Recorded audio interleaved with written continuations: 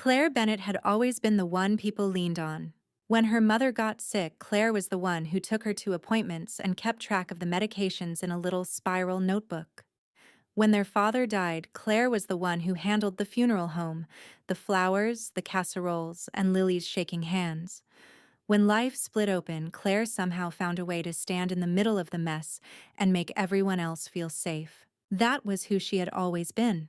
So when Lily Harper sat across from her one rainy November evening with mascara streaked under her eyes and said, "I don't think I can survive another loss," Claire reached across the table without thinking. Lily had spent 6 years trying to become a mother. 6 years of appointment shots, hormone crashes, failed transfers, and soft-voiced doctors who knew how to say devastating things gently.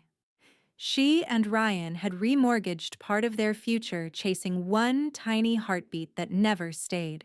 Claire had watched all of it. She had watched her younger sister shrink at baby showers and smile too brightly when friends announced pregnancies. She had watched Lily fold little knitted booties their mother had once bought for someday, then put them away again, like grief had a drawer of its own. So when Lily whispered, "What if I ask you for something impossible?" Claire already knew what was coming. And she still said yes. At first it did not sound reckless. It sounded holy. The fertility doctor explained the process with neat diagrams and practiced calm. The embryo would be created from Lily's egg and Ryan's sperm. Claire would only carry the child. She would be the surrogate, not the mother. Everything was legal. Everything was documented. Everything was supposed to be clear. That word came up a lot in those early weeks. Clear. Clear contracts, clear expectations, clear boundaries, clear intent. But families were never clear. Families were history and guilt and instinct and love blurred at the edges until nobody could tell where duty ended and desire began. Ethan Bennett knew that before anyone else did. He sat beside Claire during the first consultation with his broad hands folded too tightly in his lap. He asked careful questions while the others floated on hope. What protections were there? What if Claire changed her mind? What if the pregnancy affected her health? What if carrying the child changed their marriage? The doctor answered politely, the attorney answered more firmly, and Lily kept saying, "We'd never let it get messy." Ethan did not like promises that started with never. That night, after Lily and Ryan left their house with grateful tears and too much optimism, Ethan stood at the kitchen sink staring out into the dark yard. Claire came up behind him and wrapped her arms around his waist. "You think I'm making a mistake?" she said softly. He turned and looked at her for a long time before answering. "I think you're doing something enormous," he said. "And I think everyone's so busy calling it beautiful that nobody wants to say how dangerous it could be." Claire smiled in that tired, gentle way that had always undone him. "It's Lily. I know. She's my sister. I know that too. She'd do it for me." Ethan's eyes lowered for a second. "That's not what worries me. What does—" He hesitated, then told the truth. "That one day you'll love that baby in a way you didn't expect, and everybody will act shocked when it happens." Claire laughed softly, almost dismissively, then touched his face. "It won't be my baby," she said. He wanted to believe her. God, he wanted to. But Ethan had lived long enough to know that the body did not care what contracts said. A heart did not check legal paperwork before it attached itself to a life. Still, he loved Claire. And loving someone sometimes meant standing beside a choice you feared would break you both. So he signed where he was asked to sign. He drove where he was asked to drive. He held his wife's hand while she prepared to carry another couple's child. And all the while, somewhere deep inside him, a quiet dread began building a home.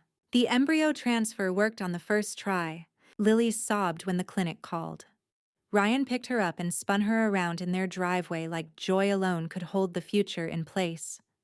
Claire laughed, cried, and pressed both palms against her still flat stomach, as if the miracle were already speaking through her skin. Ethan stood beside her in the kitchen when they told the family and forced a smile that was almost believable. Everyone celebrated Claire. Her mother called her an angel. Lily called her her miracle. Ryan called her brave. Their church friends called her selfless. Ethan called her tired and asked if she wanted tea. That was the difference between admiration and love. Admiration made grand speeches. Love noticed the way Claire rubbed her lower back before she was even showing, or how she stared too long at the positive test tucked on the refrigerator with a sunflower magnet.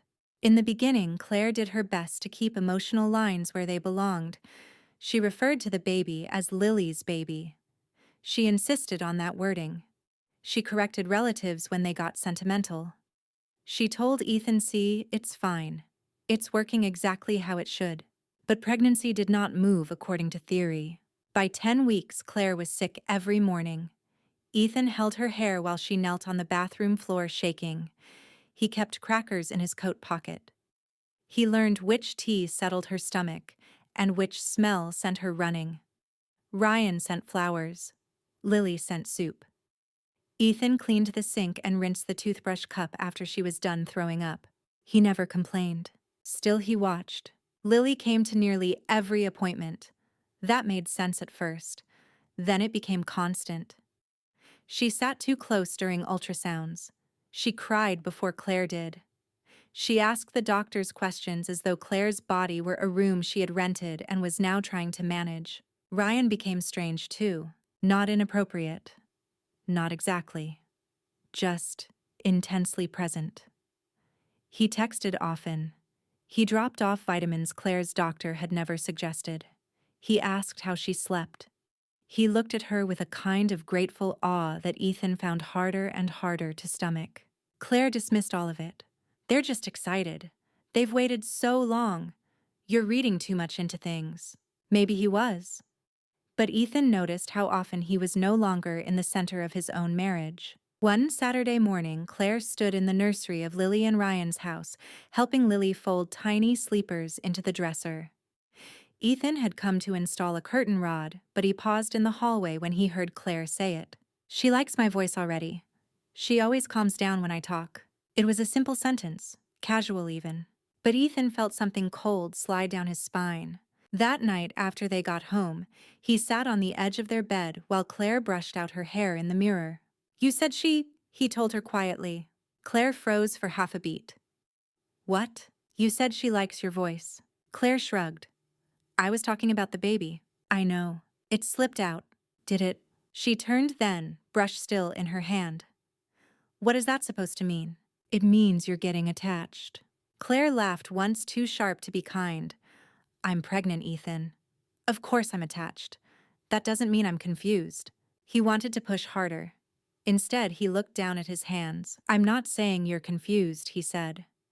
"I'm saying everybody keeps pretending this is simple, and it isn't." Claire's expression softened for a moment. She sat beside him and took his hand. "I know you're scared," she whispered. "But I can do hard things." Ethan looked at her, at the woman he had loved for 16 years, and thought, that's exactly what frightens me. Because Claire could do hard things. She could endure. She could carry. She could sacrifice. She could also keep going long after something had become too painful to survive. By the time she was 6 months along, Sophie kicked hardest when Claire sang in the shower. Claire began talking to the baby when she was alone, folding laundry or driving to the grocery store. Not mother talk, she told herself. Just comfort. Just presence. Just habit. But habit became tenderness. And tenderness became bond. And bond became something nobody in that family was prepared to name. Least of all Claire. Sophie came into the world during a thunderstorm in late August. The contractions started just after midnight, hard and sudden, waking Claire from a shallow sleep with a pain that seemed to split her in half. Ethan was out of bed before she could speak. He knelt beside her, one hand steady on her back, the other reaching for the hospital bag they had packed weeks earlier and hidden in the closet, like preparedness could soften what was coming. By the time they reached the hospital, rain was slamming the windshield in frantic waves. Claire gripped Ethan's hand so tightly his knuckles went white. Lily and Ryan met them there. Lily looked pale with terror and hope. Ryan moved fast, carrying bags, signing forms, answering questions nobody had asked him directly. Nurses rushed in and out. Machines beeped. the room filled with voices trying to sound calm over the primal truth of what labor really was. Pain, blood, fear, becoming. For 14 hours, Ethan stayed beside Claire. He wiped the sweat from her neck. He counted breaths when she could not find her own. He pressed his forehead to hers and said, "You're okay. I've got you," even when he knew neither of them was okay at all. Lily stood nearby, crying. Ryan hovered behind her. And somewhere in the middle of that impossible room, love began tearing itself into pieces. When Sophie was finally born, she arrived with a loud, furious cry that silenced every adult in the room for one suspended second. The nurse lifted her red-faced and slick with life, and Claire heard that cry as if it had torn open something buried deep in her bones. Then they laid the baby on her chest. The whole room changed. Claire stared down at Sophie, at the tiny mouth opening and closing, at the damp dark hair pasted against her perfect head, at the little fists curling toward warmth. And then Claire began to sob. Not politely, not beautifully. She sobbed like a woman whose body had just learned a truth her mind could no longer outrun. Sophie blinked up at her, confused and brand new, and Claire wrapped both arms around that little body with a protective desperation that made Ethan step back in dread. Lily moved closer, tears streaming down her own face. "She's here," Lily whispered. "Oh my God, she's here." The nurse smiled through her mask, looking from one sister to the other, assuming she was witnessing joy. In a way, she was. But joy had already started curdling into something far more dangerous. After a few minutes, another nurse stepped forward and gently said, "Let's let Mom rest for just a second, then we'll—" She stopped herself, glancing awkwardly between Claire and Lily. That hesitation landed like a crack of lightning. Claire noticed. Lily noticed. Ethan noticed. Ryan noticed. Nobody said a word. But the room had suddenly become a place with no language big enough for what was happening. Later, when the nurses cleaned Sophie and brought her back wrapped in a pink striped blanket, Lily reached out instinctively. Claire hesitated. It was tiny, maybe only 2 seconds, maybe less. But Ethan saw it. Ryan saw it. And Lily felt it like a slap. Claire did hand Sophie over. She did. But her fingers clung to the blanket just a fraction too long, and when Lily took the baby into her arms, Claire's face changed in a way no one could mistake. Panic. By morning, everyone was pretending the moment had meant nothing. Birth was emotional. Hormones were wild. Rest would help. Time would settle things. That was the script they all clung to. But when discharge papers came, Claire asked in a quiet, shaking voice if Sophie could stay with her one more night. Lily stared at her. "What?" "Just tonight," Claire said, already crying again. "I know it sounds crazy. I need—" Lily's face drained of color. "Claire, no." Ryan stepped in immediately. "This is not what we agreed to." Claire looked at Ethan then, as if he might rescue her from the very reality he had feared. He could not. He stood at the foot of the hospital bed and watched his wife unravel in real time, watched the woman he loved reach for a child who was never supposed to become hers. And for the first time, Ethan understood that the contract had not failed. They had, all of them, because they had built a plan around biology and law and hope while ignoring the oldest force in the world, the body of a woman who carried a child and heard that child cry. They brought Sophie home to Lily and Ryan's house 2 days later. Claire lasted 6 hours before she drove there. Ethan found out because he came home from work and saw her purse missing, her phone charger gone, and the dinner she had promised to start still sitting raw on the counter. He knew before he called her. He knew before she answered with that fragile, breathless voice. "I just needed to see her." Ethan stood in the kitchen, gripping the edge of the counter until his fingers hurt. For how long? "I don't know." That was the first honest thing anyone had said in weeks. At first, Claire told herself she only needed closure. She had carried Sophie for 9 months. She needed to see that the baby was healthy, settled, loved. She needed one final bridge between what had happened inside her body and the empty, aching silence left behind. But closure did not come. Instead, each visit made the separation worse. Sophie recognized her voice. Sophie settled when Claire held her. Sophie rooted against Claire's chest in a way that made Claire's whole body feel tricked and bereft. And Lily saw all of it. At first, Lily tried to stay compassionate. She told herself Claire was grieving. She told herself that of course the postpartum attachment would be intense. She even cried with her once in the nursery while Sophie slept between them, tiny and oblivious. But grief turned poisonous when it refused to release its claim. 3 weeks after the birth, Claire asked if Sophie could stay overnight at her house. Lily looked at her as if she had become unrecognizable. "Why would you ask me that?" "Because she knows me," Claire whispered. "Because she still needs. She needs me." The words hung in the room like broken glass. Claire flinched. Ryan stepped in fast, his jaw hard. "This has to stop." Ethan had never liked Ryan, not really. Not because Ryan was cruel or rude. He was neither. He was polished, competent. The kind of man who always knew what to say at fundraisers and funerals. But Ethan had always sensed an emptiness in him, a tendency to mistake management for love. Now that control sharpened into something uglier. Ryan began sending formal messages instead of speaking directly. He cited agreements, timelines, expectations. Lily, already terrified Sophie might somehow be taken from her emotionally, if not legally, started moving through the world like a mother under siege. And Claire, exhausted and hormonally wrecked, only grew more desperate. At home, she cried over breast milk that came in for a baby she could not nurse. She woke at night convinced she had heard Sophie screaming. She stood in the laundry room holding a tiny sleeper Lily had accidentally left in a bag of folded towels and sank to the floor shaking. Ethan saw all of it. He also saw the cost. Their house was no longer a refuge. It had become an extension of the conflict. Claire no longer asked how his day was. She no longer remembered ordinary things. Bills went unpaid. Laundry sat wet in the washer overnight. She moved through their rooms with the haunted fragility of someone who was both mourning and insisting she had the right to get back what she lost. Ethan wanted to help her, God he did. But every effort pulled him deeper into a crisis he had never agreed to survive. One night he found Claire in the nursery they had never had because they had never planned for another child. She was sitting on the floor in the spare room with Sophie's hospital photo in her lap. "We need to talk," he said. Claire did not look up. "I know what you're going to say." "Then hear it anyway." That made her raise her eyes. They were red-rimmed and swollen, but still defiant. "You cannot keep doing this," Ethan told her. "You cannot keep reaching into their house, their marriage, their child's life, and pretending this ends anywhere good. She is not just their child." The sentence landed like a hammer.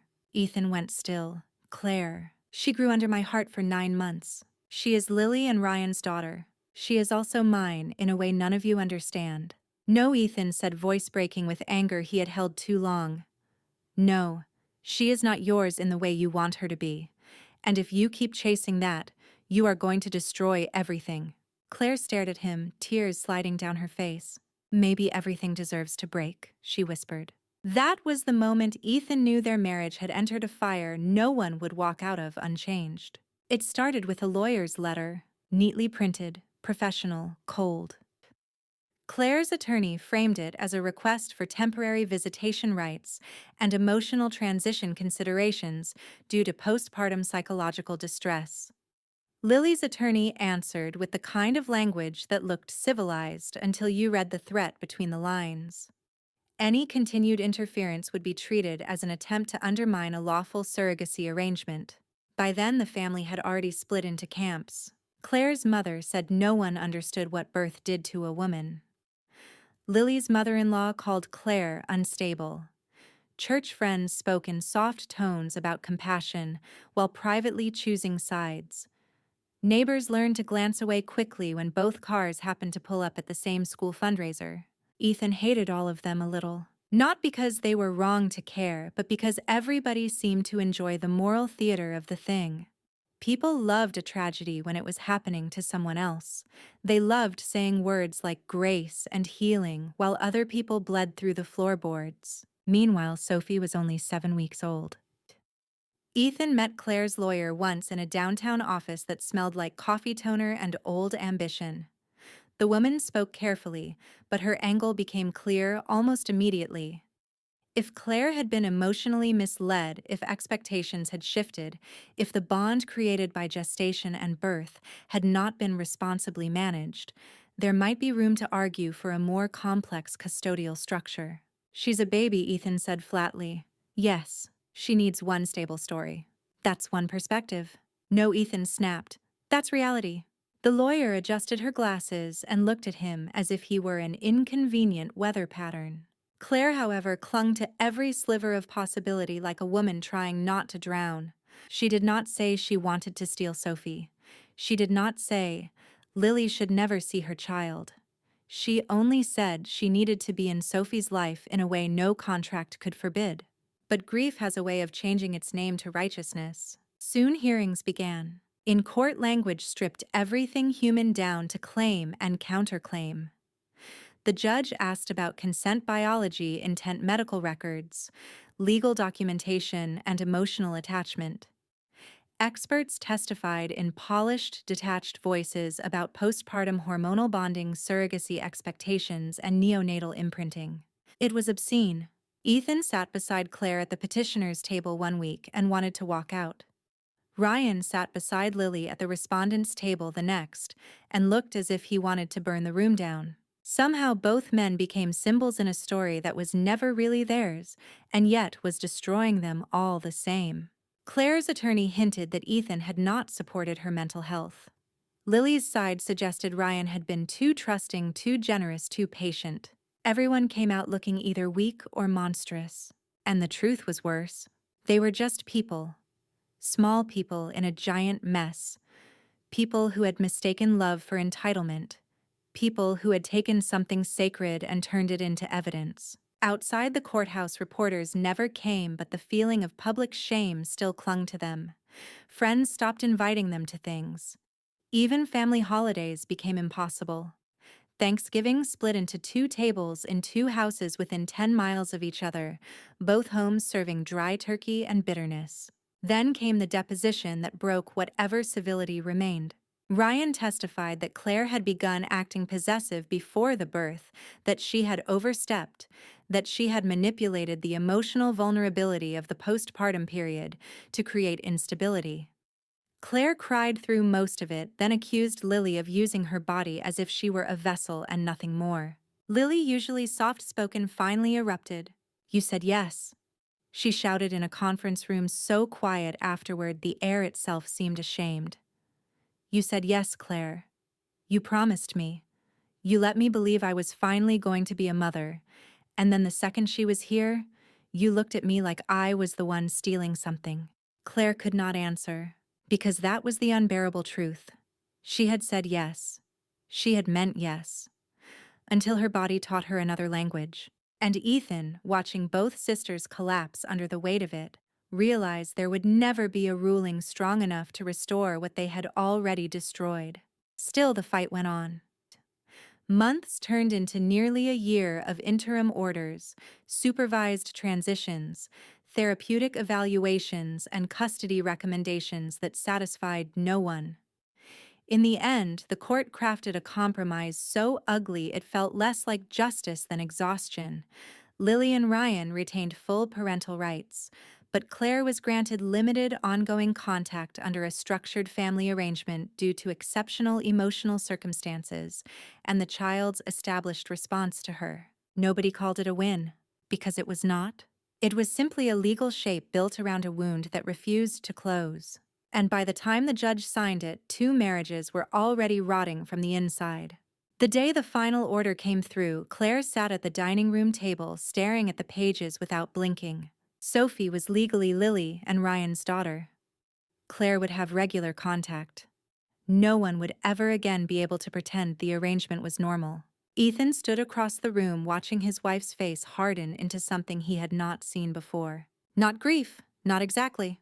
More like the moment after a storm when the trees are still standing, but everything living inside them has split. For a while, Ethan tried to believe the ruling would calm things down. A structure existed now. A schedule. Rules. Limits. Maybe people would finally stop clawing at each other long enough to breathe. But conflict had become its own climate. Claire resented every transition, every pickup, every goodbye. She returned from visits with Sophie trembling and silent, then spent hours staring at old photos on her phone. Ethan would ask if she wanted dinner. She would say she wasn't hungry. He would ask if she wanted to go for a drive or sit outside or just talk. She would tell him he didn't understand. And maybe he didn't. But Ethan understood this: his wife had dragged their marriage into a war, and now lived as though he were merely collateral damage. One night he came home to find the kitchen dark dishes stacked cold in the sink, and Claire sitting on the floor in the hallway outside their bedroom. "She called Lily Mama in front of me," Claire said without looking up. Ethan leaned against the wall and closed his eyes. "She is supposed to. I know that. Do you?" Claire finally looked at him then. "You think I'm crazy?" "No," he said. "I think you are drowning and insisting everyone else sink with you." The silence that followed was so deep it felt old. A week later, Ethan packed a suitcase. Not dramatically, no yelling, no slammed doors, just shirts folded into a bag and set by the front door, while Claire stood in the kitchen gripping a coffee mug she had long since stopped drinking from. "You're leaving. I can't do this anymore." "You mean you won't?" Ethan laughed once, but there was no humor in it. "You brought another family's child into the center of our lives and let it burn us down. I stood beside you longer than I should have. I watched you break and tried to help. But I can't keep sacrificing my life to a choice that was never mine." Claire's face crumpled. "So that's it?" "No," he said quietly. "That's the tragedy. It isn't it. It's just what's left." He moved into a rented townhouse 3 neighborhoods away. Close enough to remain practical. Far enough to breathe. Across town, Lily and Ryan were unraveling too. At first they had looked stronger. They had won, after all, at least on paper. Sophie was theirs. The court had confirmed it. The world should have righted itself around that fact. But reality was less obedient. Lily could not forgive how Ryan had handled the fight. He had become sharp, strategic, legal-minded, obsessed with securing outcomes instead of protecting people. He insisted that was necessary. Lily heard only coldness. She began telling him he talked about Sophie like a claim instead of a child. Ryan, for his part, could not forgive Lily for asking Claire in the first place. "You made this possible," he told her one night during a fight so bitter neither of them later remembered how it started. "You put your sister in this position because you wanted a baby more than you feared the cost." Lily slapped him, then cried immediately afterward, horrified at herself, hands covering her face, while Sophie cried in the next room. They separated 6 months later. No dramatic affair, no hidden scandal. Just accumulated grief and blame and exhaustion until the marriage gave way under the weight of what love had asked it to survive. And so Sophie grew up in pieces. A legal mother and father who no longer lived together. A birth mother-aunt who never felt like only an aunt. A man named Ethan, who was no longer family on paper, but whose silence still carried the shape of great hurt. Claire had not gotten the child she wanted. Lily had not gotten the motherhood she imagined. Ryan had not gotten the family he planned. Ethan had not gotten the marriage he tried to save. No one walked away whole. Only Sophie remained in the center, too young to understand that adults had shattered 4 lives trying to decide what love gave them the right to claim. Sophie Harper learned early that some rooms had 2 temperatures. There was the warm temperature people put on for her. Smiles, soft voices, questions about school pancakes, dance recitals, and scraped knees. And then there was the colder one underneath. The one that arrived in pauses too long to be accidental in glances. Adults thought children could not decode in the way certain names changed the air before anyone spoke them out loud. By 6, Sophie knew that Aunt Claire loved her too much for an aunt. She did not have the vocabulary for that yet, but she felt it. Claire never smothered her, never tried to confuse her, never said anything disloyal to Lily. In fact, she was almost too careful. But there was a trembling tenderness in the way Claire fixed Sophie's coat zipper, or tucked loose hair behind her ear, or paused at school concerts with tears already shining before the first note began. Lily loved Sophie fiercely too, though differently. Lily's love was full of vigilance, permission slips signed on time, lunch packed just right, extra hugs before sleepovers, an ache under the surface as if motherhood was both the greatest joy of her life and something she was forever afraid could still be taken from her. Ryan loved quietly. He became softer after the divorce, as if life had sanded down whatever certainty once made him hard. He taught Sophie how to ride a bike, then how to throw a softball, then how to parallel park years later with the same calm patience. But sometimes Sophie would catch him looking at her with a faraway guilt that had nothing to do with whatever moment they were in. And Ethan existed in a category she could not name. He was no longer married to Claire. He was not related to Sophie in any official way. Yet he was never fully absent either. He still came to some events when Claire invited him. He still fixed things at her house sometimes. He still carried himself around Sophie with a careful steadiness that made her trust him before she understood why. When Sophie was 8, she asked Lily once, "Why does Ethan look sad when he sees me?" Lily had gone very still over the sink. Then she had answered too quickly, "He doesn't, sweetheart. Adults just get tired." Sophie accepted that then. But children live close to truth. They feel dishonesty in the body before they can articulate it in words. By 10, she understood that she came from a story no one wanted to tell straight. Photographs gave it away first. There were too many photos of Claire pregnant with her. Too many missing months in the albums. Too many carefully labeled captions that avoided saying what would have been simplest. Then there were the holidays. Some Thanksgivings included Claire for dessert, but not dinner. Some Christmases involved 2 houses and strict exchange times. At piano recitals, Lily and Claire sat on opposite sides of the aisle even when seats were open together. At middle school choir, Ethan stood in the back beside the exit and left before the lobby conversations began.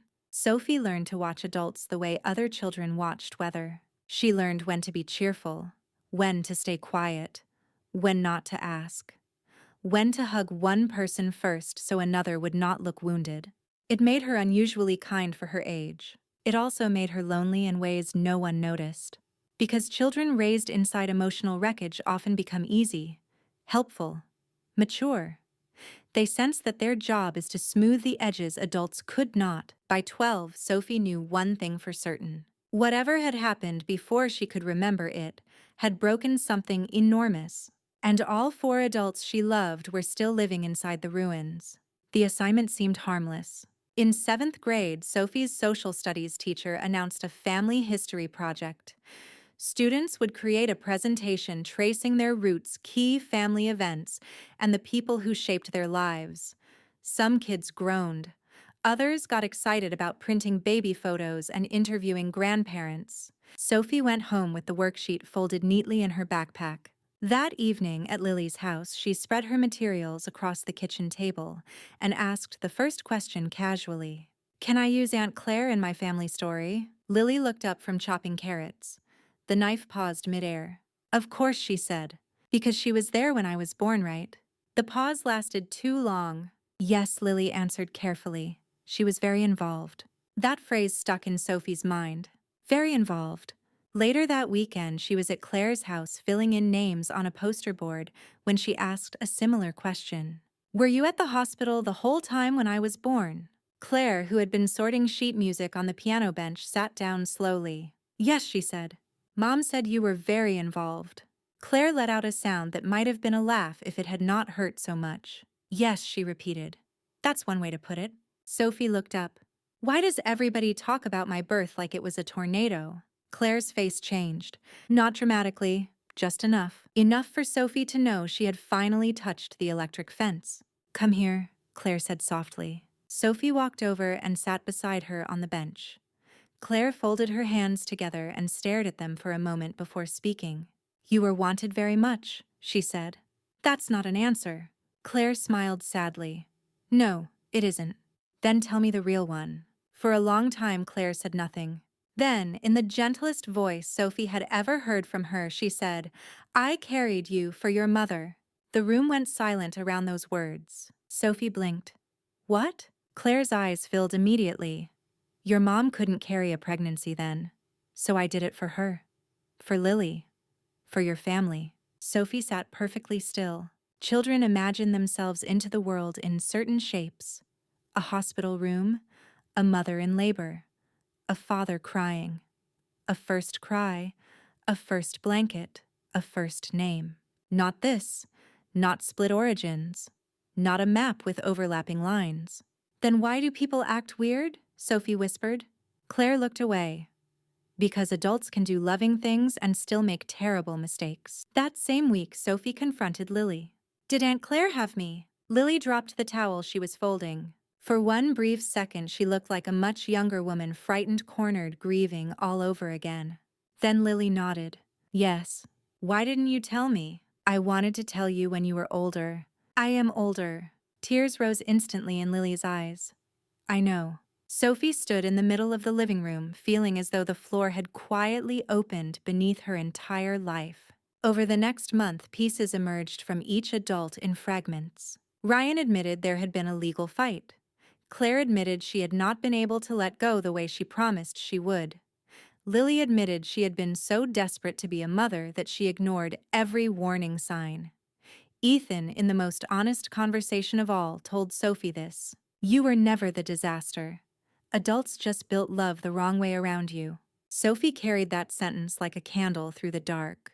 Because for the first time, someone had handed her the truth without making her responsible for it. After learning the full story, Sophie did something none of them expected.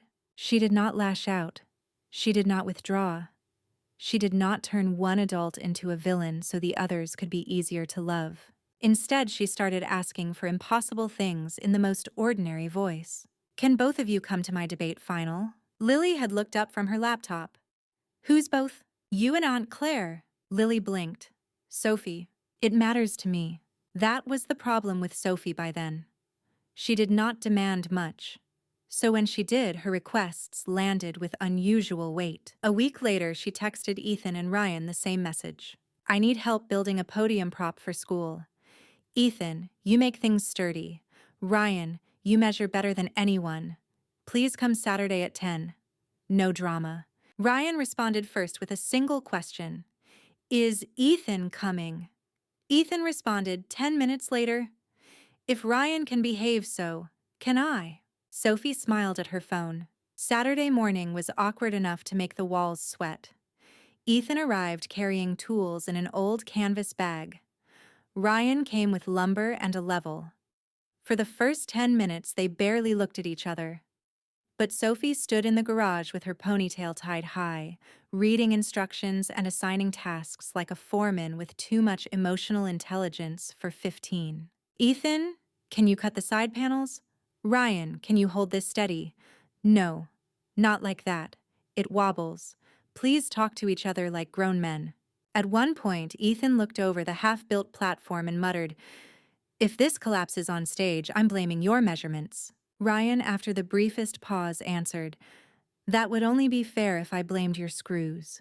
It was not exactly warmth, but it was the first joke between them in over a decade. Sophie noticed. Of course she did. Then came the choir concert. Sophie insisted Claire and Lily sit on the same row. Lily refused at first. Claire said she would stand in the back instead.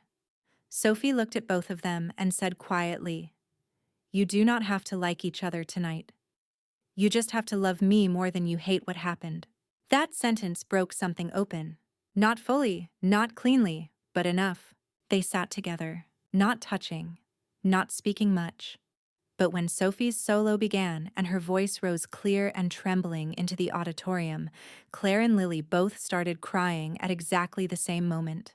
Afterward, in the crowded hallway, Sophie hugged them both at once. For one impossible second, the sisters did not pull away. It became a pattern after that. A science fair, a piano recital, a volunteer day, a birthday dinner. Each event was small. None of them erased the past. There were still stiff silences, careful schedules, emotional bruises that never fully faded. But Sophie kept choosing connection with such calm insistence that the adults slowly ran out of excuses. What moved them was not guilt. It was the way she loved without strategy. Sophie never used tears to control anyone, never weaponized the past, Never said after all I've been through.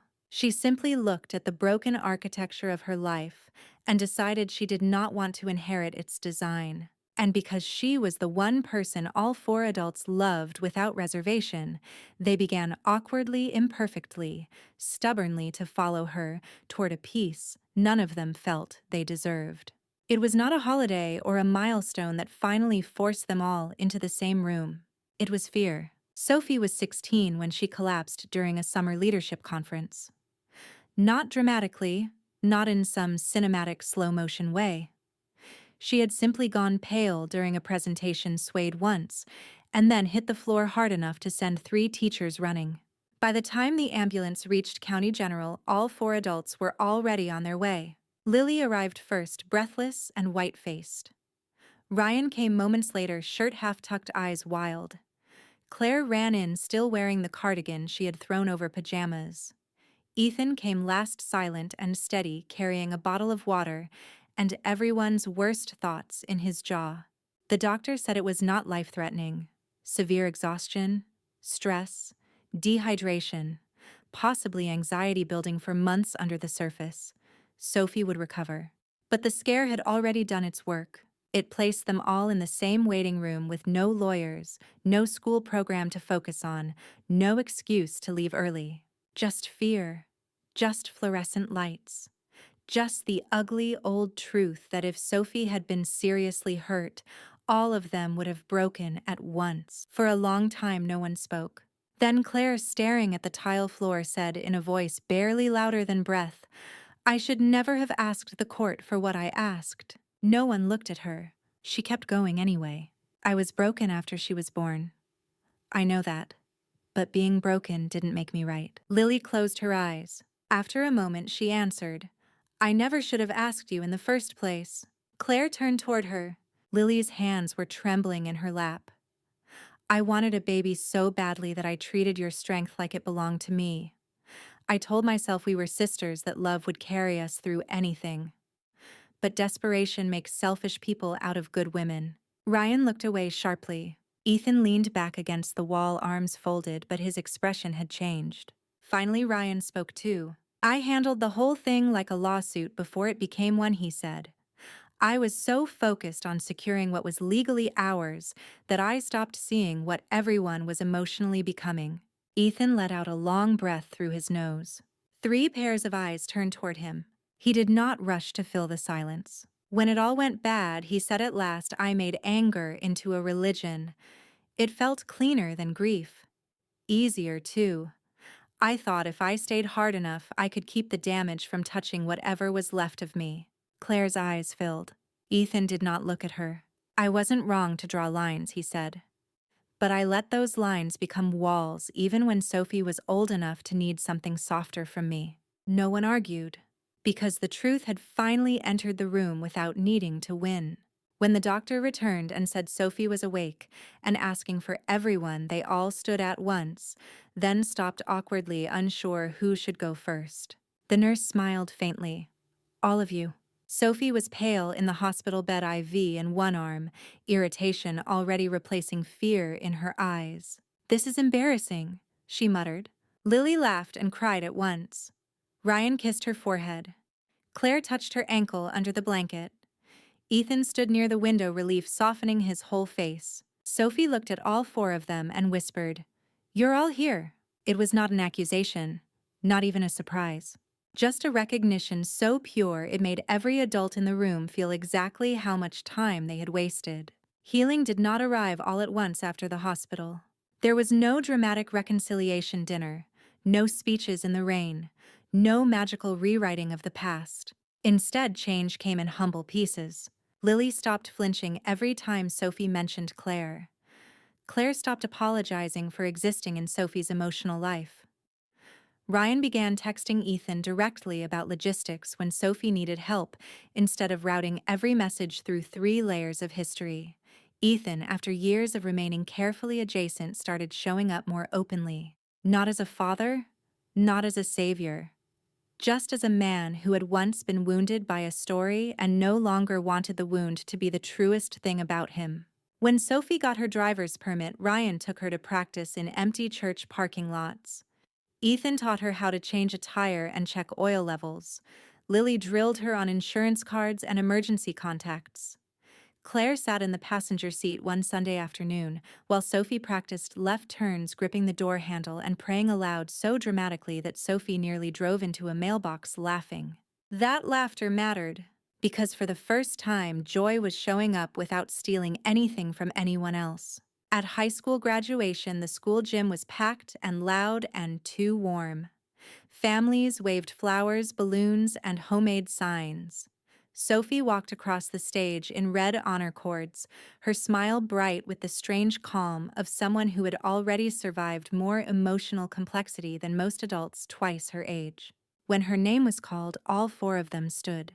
Claire cheering through tears, Lily clapping with both hands over her mouth, Ryan shouting her name like he did not care who stared.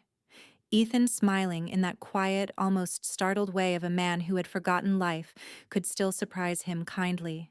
Later, Sophie gave a short speech at a family dinner. Not formal, just a toast over sheet cake and store-bought cookies in Lily's backyard. She held her paper plate in one hand and said, "I used to think families were the people who got the story right the first time." Everyone went still. Sophie smiled softly. "Now I think family is the people who stay long enough to tell the truth, apologize for the damage, and keep showing up anyway." No one moved for a second. Then Claire cried. Lily cried too. Ryan wiped his eyes with the back of his hand and pretended he had allergies. Ethan looked down at the picnic table and smiled to himself like the words had found him somewhere old and tender. None of the original marriages were restored. That chapter was gone. But something else had been built in its place. Not romance, not innocence, not the fantasy of a perfect ending. Something harder, something holier. A family made not from possession, but from choice, from humility, from the stubborn refusal to let old pain have the final word. And the strangest part was this. The one person they had once fought over became the reason they finally learned how not to fight at all. Years later, when Sophie turned 21, she hosted her first family dinner in a small rental house near campus. It was not fancy. A folding table borrowed from a neighbor, mismatched chairs, too many grocery store flowers in mason jars, a pasta bake in the oven and a peach pie cooling by the window. But Sophie had insisted on one thing. One table, she told them all. No rotations, no separate desserts, no weird emotional traffic patterns. One table. So they came. Lily arrived early with salad and nervous energy. Ryan brought bread he had clearly bought at the last minute and tried to pass off as intentional. Claire came with a pie server she did not need because she liked bringing useful things when her feelings were too large. Ethan showed up carrying a toolbox because Sophie's back gate had been sticking and some habits die nobly. By sunset, the kitchen was full of overlapping sounds that would have been unimaginable 15 years earlier. Lily and Claire stood side by side rinsing dishes before dinner, shoulders tense at first, then easier. At one point, Lily handed Claire a towel without either of them making ceremony out of it. The gesture was so simple it almost hurt to witness. In the yard, Ryan held the grill tongs while Ethan adjusted the flame and said, "If you burn these, I'm leaving." Ryan snorted. "You've been threatening to leave for 15 years. Only when you're holding utensils." Sophie heard that from the doorway and smiled. Not because it was funny, though it was. Because peace often arrived sounding ordinary. During dinner, they talked about classes, gas prices, a neighbor's loud dog, Ryan's bad knees, Claire's piano students, Lily's new office manager, and the fact that Ethan still refused to buy a smartphone with a case that wasn't black. No one talked about court. No one talked about custody. No one used the word surrogacy. But the old story sat at the table anyway, transformed now into something quieter. Not erased. Not denied. Just no longer in charge. After dessert, Sophie stepped back into the kitchen for more plates and paused in the doorway. Claire was laughing softly at something Lily had said. Ryan was carrying leftovers to the refrigerator. Ethan was trying to fix the loose cabinet hinge without being asked. And for a moment, Sophie saw them not as the four adults who had once shattered each other, but as four people who had finally grown humble enough to love without claiming. That was the miracle. Not her birth, not the courtroom compromises, not even the survival of all those broken years. This, a table, a meal, a room where no one needed to win. Later, when everyone had gone and the house had fallen into the blessed mess of a good evening, Sophie stood at the sink rinsing glasses. Ethan came back in from the porch after taking out the trash. "You did good," he told her. Sophie smiled. "I know." He laughed. "That confidence is new." "No," she said, drying her hands. "I think it just took me a while to understand what I was here for." Ethan looked at her carefully. "And what's that?" She glanced toward the empty dining table. "To prove I never belonged to the fight," she said. "I belong to what came after it." Ethan's eyes shone at that. He kissed the top of her head, then stepped back as she turned off the kitchen light. And in the soft quiet of that little house where once impossible peace had finally learned to breathe, the truth settled over everything gently at last. They had all loved badly. Then they had loved better. And the child born from confusion had become the bridge that taught them how.